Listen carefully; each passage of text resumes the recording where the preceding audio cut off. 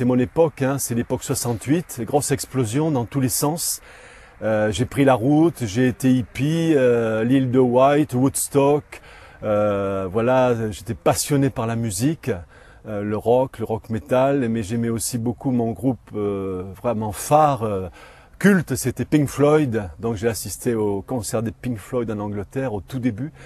Voilà, et puis là, ça a été la drogue, la sexualité, la grande liberté hippie. Mais de fait, il y avait un grand vide. Et j'ai eu une quête, à un moment donné, donc religieuse, vers l'hindouisme, le bouddhisme, mais surtout l'hindouisme. Et ensuite, j'ai fait partie d'une secte.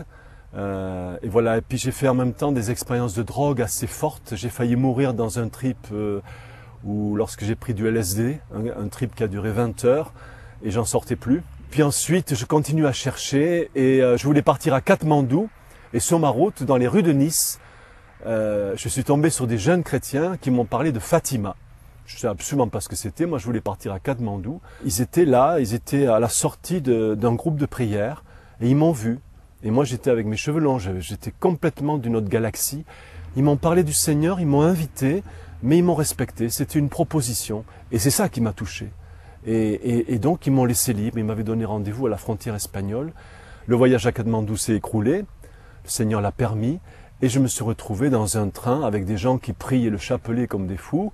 Et j'étais là, moi, avec mes cheveux longs, mes fûts serrés, mes chemises à fleurs, mon look hippie. Je me demandais ce que je faisais là. Et à un moment donné, une première expérience d'humilité, on me dit, peut-être tu peux dire le chapelet avec nous. Et je me rappelais plus du Notre Père, du Je vous salue Marie. Et là, donc, une dame de pèlerinage là, m'a dit, oh, mais on va t'apprendre le Je vous salue Marie, t'en fais pas. Un jour, t'en diras des milliers. Alors moi, je la regardais, j'étais complètement ébahi. On arrive à Fatima, devant le grand sanctuaire merveilleux. J'étais quand même assez bouleversé parce que les gens ont une foi assez forte là-bas. Ça m'a interpellé. On recommence un chapelet. Et là, au pied de Marie, à la Capelline, à Notre-Dame de Fatima, à genoux, en récitant le chapelet, j'ai fait une expérience de la présence du Christ qui a bouleversé ma vie.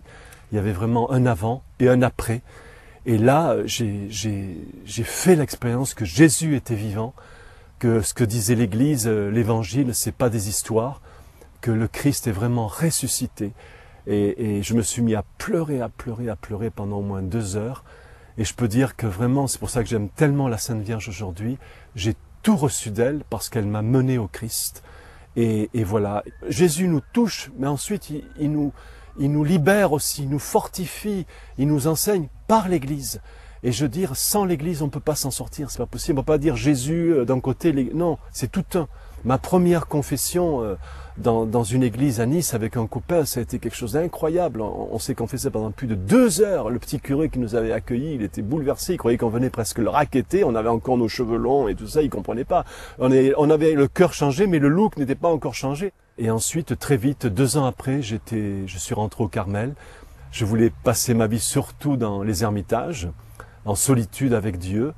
Et puis, dans les années 80, après mon ordination sacerdotale, par obéissance, mes supérieurs m'ont dit « faut que tu ailles vers les jeunes ». Et nous avons fondé avec le Père Daniel Ange l'école Jeunesse Lumière dont nous avons fêté les 25 ans ces jours-ci, merveilleux. Et voilà, je me dis, toute cette fécondité à partir de cette prière à genoux à Fatima. Et si des jeunes chrétiens m'avaient pas parlé de Jésus dans les rues de Nice, eh bien je ne serais pas là aujourd'hui.